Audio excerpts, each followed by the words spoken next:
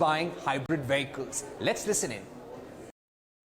The festival season itself is coming with a lot of expectation for the auto industry. We have seen some amount of build-up across the industry itself. And in some sense, we are now returning back to the 2019 era, where such stock build-up was a fairly common thing, and it was the festival season which would then kind of take out these stocks. So I think we are seeing a return back to that condition. Specifically on the industry and the festival season itself, so far from what we are seeing, the demand has been pretty robust. But specifically commenting about Toyota, we follow the pull system. We do not push inventory to our dealers.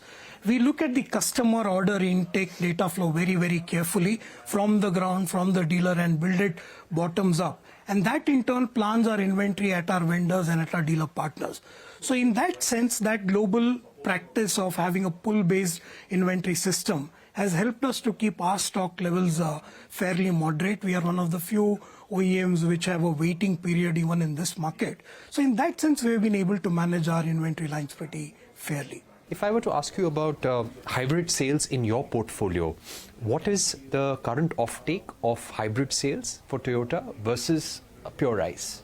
While I can't put specific numbers on the table, I would definitely say that a significant portion of our hybrid products continue to have a big margin or big portion in our overall sales. This is of course about those vehicles where we have a hybrid powertrain.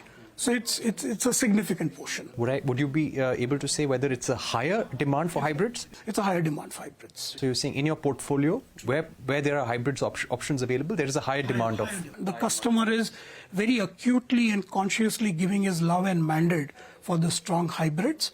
Apart from, of course, the same customer also giving a mandate for the battery electrified vehicles as they are available. So yes, we see a strong demand for hybrids. Okay. How's been the collaboration with Maruti, and how do you see this collaboration increasing? If you could give us a sense of what the two companies can do together in the next few years.